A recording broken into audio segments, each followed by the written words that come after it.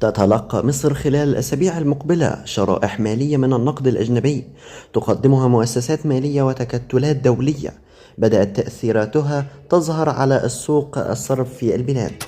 وفي يونيو حزيران المقبل ينهي صندوق النقد الدولي مراجعته الثالثة لبرنامج إصلاح اقتصادي يرافقه قرض مالي بإجمالي 8 مليارات دولار تم توقيعه في وقت سابق من مارس آذار الماضي، وتبلغ قيمة الشريحة المتوقع تحويلها إلى حسابات وزارة المالية المصرية قرابة 800 مليون دولار، يضاف إليها قرابة المليار يورو وهو ما يعادل المليار و100 مليون دولار من الاتحاد الأوروبي ضمن برنامج شراكة شاملة بين الجانبين.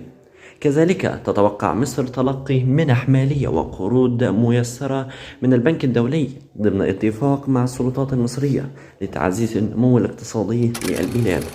وذكرت مواقع إخبارية أن مصر تترقب تحويل الإمارات 14 مليار دولار الدفعة الثانية والأخيرة من الصفقة الاستثمارية لتطوير رأس الحكمة خلال وقت لاحق من الشهر المقبل.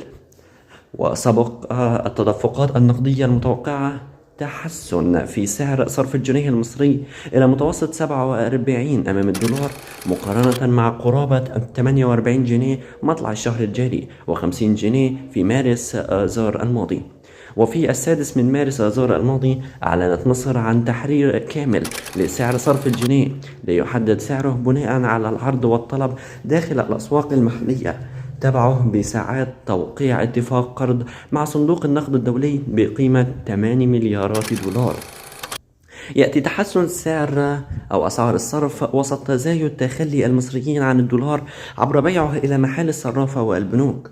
ونقلت وكالة الأناضول عن مصادر في سوق الصرف المصري قولها إن توقعات المتعاملين تشير إلى استمرار تحسن سعر صرف الجنيه أمام الدولار إلى متوسط 44 جنيها بحلول يونيو حزيران المقبل.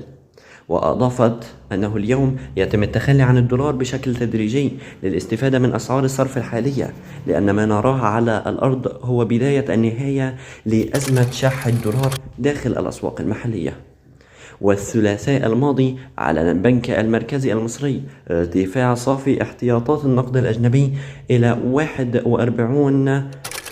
41.570 ألف مليار دولار في نهاية أبريل نيسان الماضي من 40.361 ألف مليار دولار في الشهر السابق له. ووفق مسح الأناضول للبيانات التاريخية الاحتياطية الأجنبية المصرية المنشورة على موقع البنك المركزي المصري، تعد مستويات الاحتياطات الأجنبية في أبريل نيسان الماضي الأعلى التي يتم تسجيلها منذ 4 سنوات. وقد كان البنك المركزي المصري قد أعلن عن ارتفاع صافي احتياطات النقد الأجنبي إلى 40 مليار و360 مليون دولار بنهاية مارس آذار الماضي من 35 مليار و310 مليون دولار بنهاية فبراير شباط الماضي. وتعتبر أرقام نمو الاحتياطات الأجنبية مؤشرا آخر على عودة الاستقرار لسوق الصرف داخل مصر، وأضافت أعباء على حملة الدولار. والشهر الماضي توقع بنك غولدمان ساكس أن يرتفع إجمالي احتياطات النقد الأجنبي لمصر إلى أكثر من 61 مليار دولار بحلول نهاية 2027 مع تحويل ودائع دول مجلس التعاون الخليجي لدى البنك المركزي إلى استثمارات مباشرة في مشروعات جديدة. بينما توقع صندوق النقد الدولي في تقرير المراجعة الاقتصادية لبرنامج مصر الاقتصادي خلال مارس آذار